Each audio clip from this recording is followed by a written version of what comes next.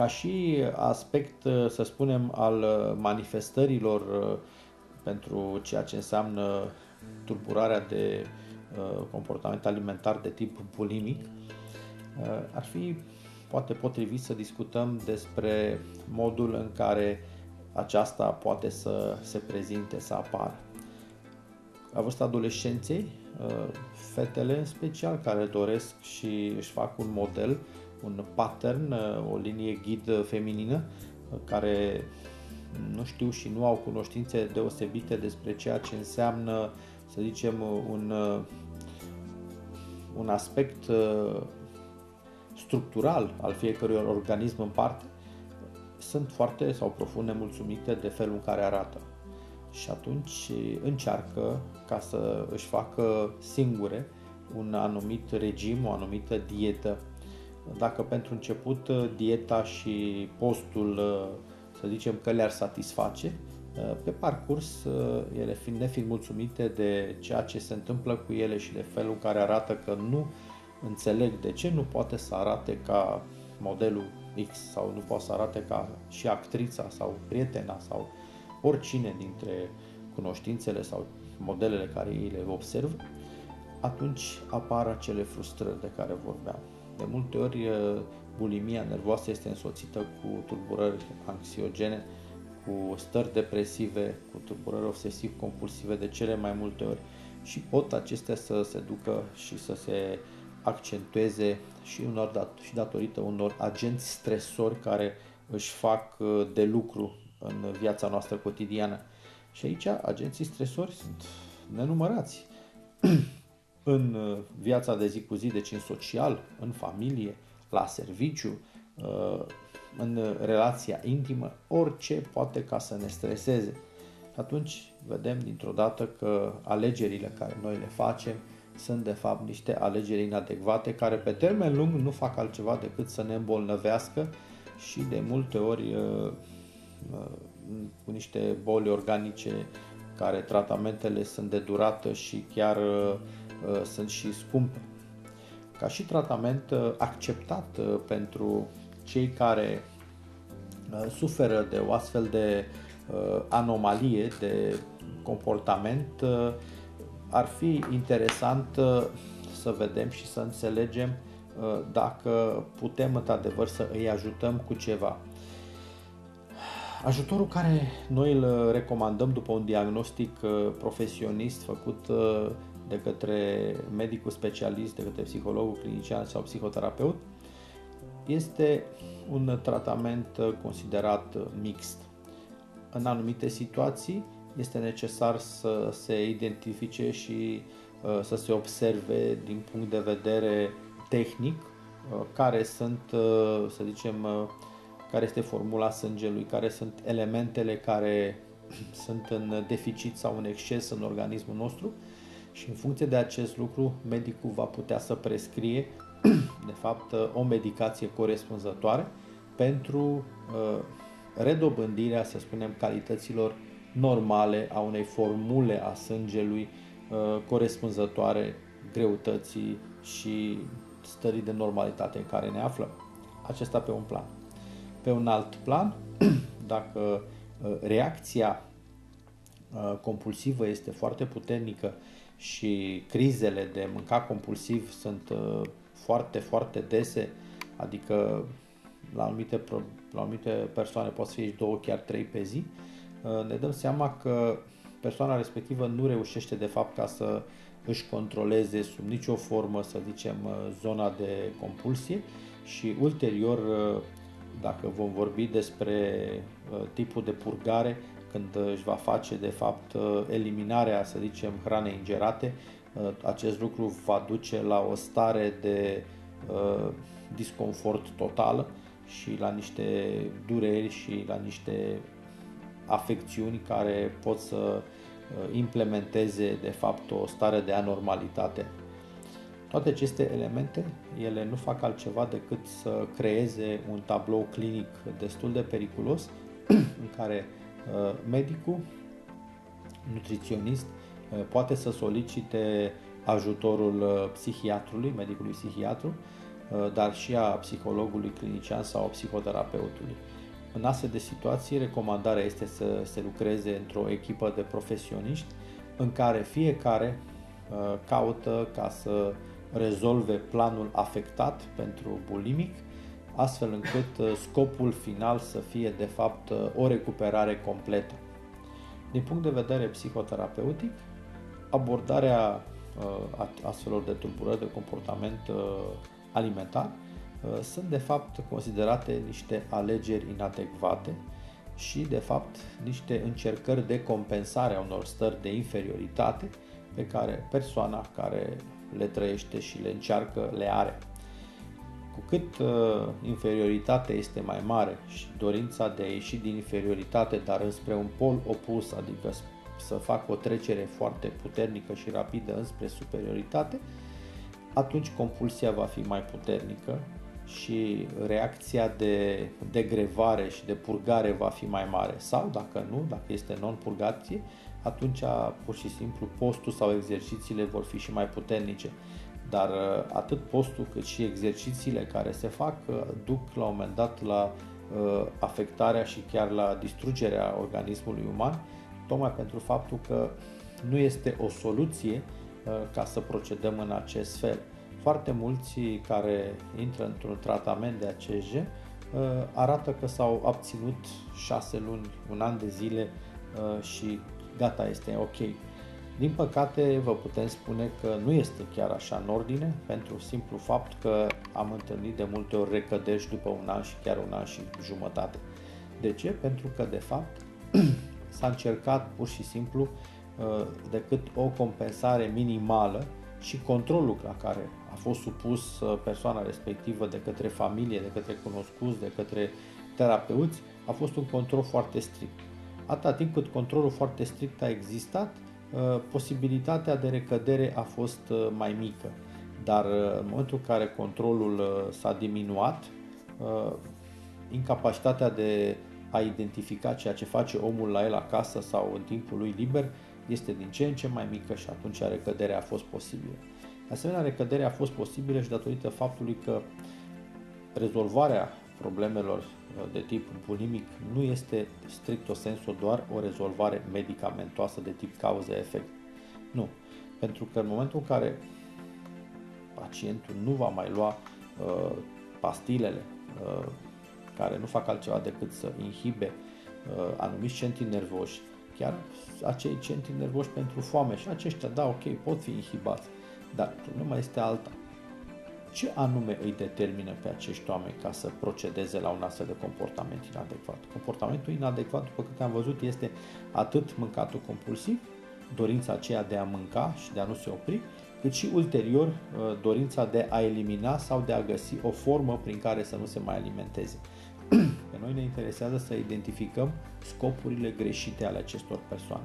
După ce identificăm scopurile greșite ale acestor persoane, noi încercăm ca să identificăm care sunt capacitățile, puterile acestor persoane și să le arătăm și să le creștem. Pentru că dacă vom vorbi despre scopurile care sunt greșite și despre părțile rele ale comportamentului lor, probabil că acolo vom fi în domeniul lor și nu vom face altceva decât să le creștem descurajarea. Deci astfel de oameni sunt în primul și în primul rând puternic descurajați. Acești oameni sunt mai puțin conectați atât cu ei cât și cu ceilalți. Deci da, am zis cu ei, pentru că noi vorbim acum despre o rezolvare și o conectare a mea cu mine, a mea cu ceilalți, a mea cu tine, a mea cu viața. Deci în momentul în care nu reușesc să fiu conectat corespunzător într-un mod valid, atunci voi ajunge ca să am un comportament inadecvat. De asemenea, persoanele de acest gen cooperează foarte puțin sau aproape deloc. Deci acest aspect al cooperării nu prea există, pentru că oamenii fug de astfel de situații și chiar aleg să mintă sau să inducă în eroare pe specialiști despre gravitatea situației, cât de dese sunt crizele de mâncat compulsiv sau de rejectare a alimentelor ingerate. În astfel de situații, rolul nostru este ca să îi facem să înțeleagă că suntem apropiaților, suntem cei care îi cunoaștem foarte bine și care împreună cu ei, cunoscându-i, să-i ajutăm ca să poată să ajungă la niște alegeri care să fie niște alegeri ale stării de normalitate.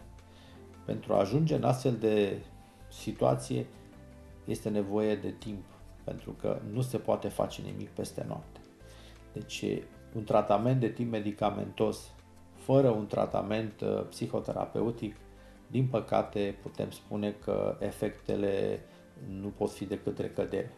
De asemenea, un tratament psihoterapeutic fără un tratament medicamentos în anumite situații nu putem să vedem, să zicem, rezultatele, pentru că acel comportament anomic, acel comportament inadecvat poate să continue tocmai pentru faptul că persoana respectivă consideră că nu are puterea de a se opri ca să mai mănânce sau nu are puterea de a nu elimina, să zicem, tot ceea ce a ingerat.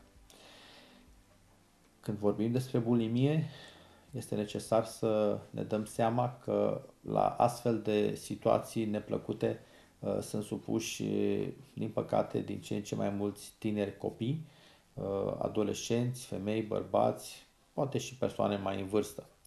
Dar este necesar să identificăm care sunt stilurile de viață pentru aceste persoane. Este necesar să identificăm care le sunt scopurile inadecvate, care sunt motivațiile lor greșite, care le sunt convingerile greșite și mai mult decât atâta să vedem modul în care ei fac alegeri ca să rezolve problemele.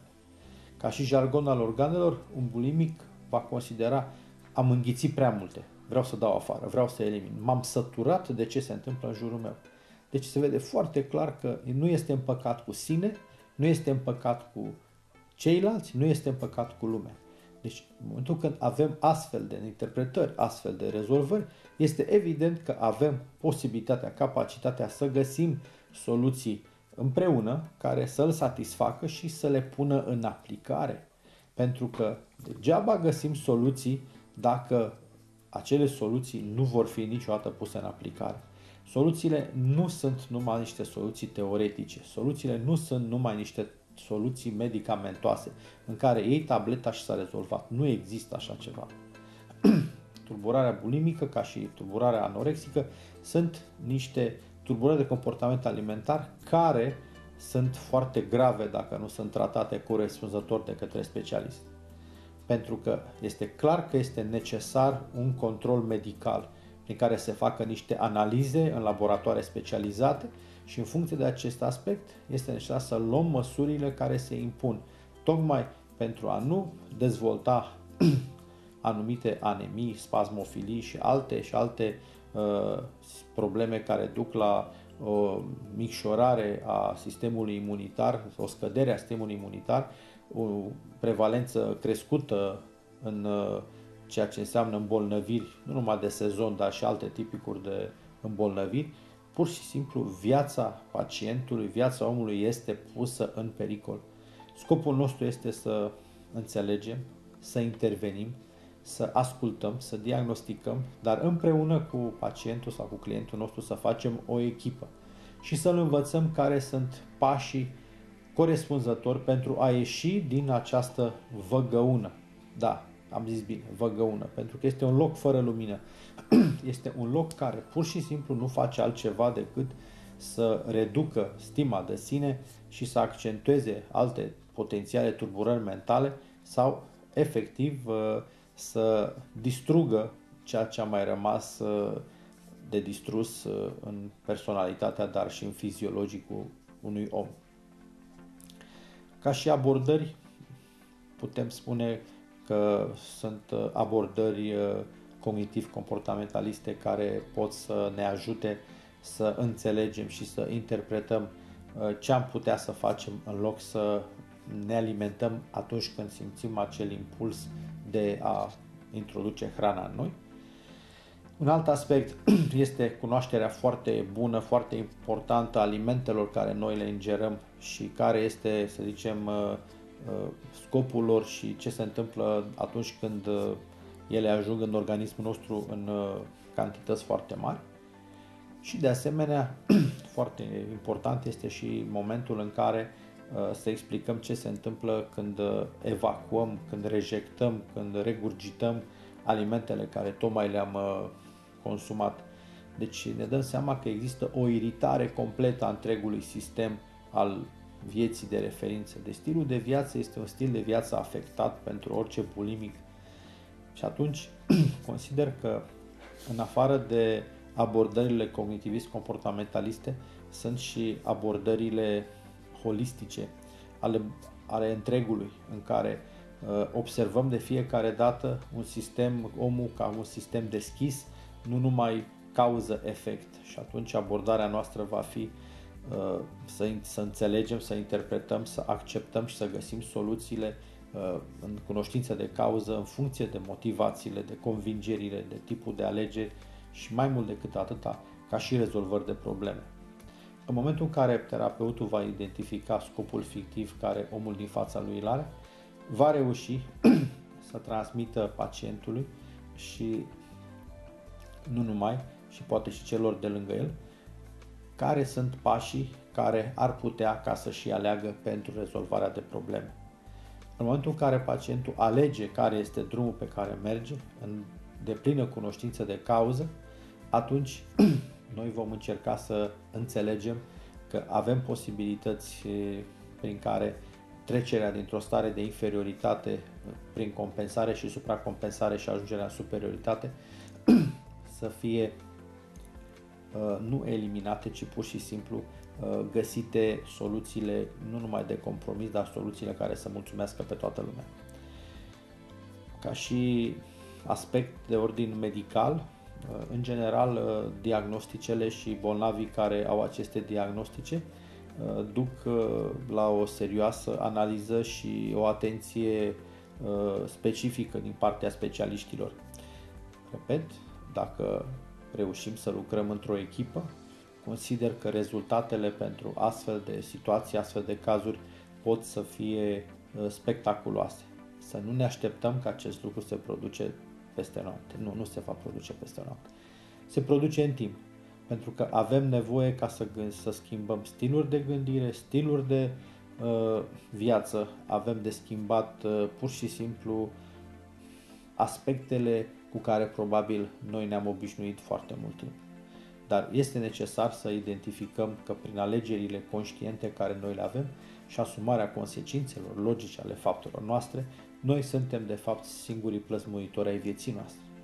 În momentul în care vom identifica aceste căi, aceste situații, mai mult ca sigur pentru anumite persoane și spiritualitatea poate ca să ajute. Am fost întrebat dacă ajută. Da, ajută. Gândirea pozitivă, da, ajută. Partea de relaxare, da, ajută, dar nu sunt suficient. Este necesară o intervenție de specialitate, atât din punct de vedere medical, cât și din punct de vedere psihoterapeutic, care împreună și cu celelalte metode enumerate de mine pe parcursul acestei emisiuni, vor putea duce la o vindecare, să spunem, profundă. Pentru astăzi atât, să ne vedem săptămâna viitoare cu următoarea emisiune despre ortorexie. O zi bună! Emisiunea a fost oferită de Cabinet Individual Psihologic Dr. Cătălin Gherasim.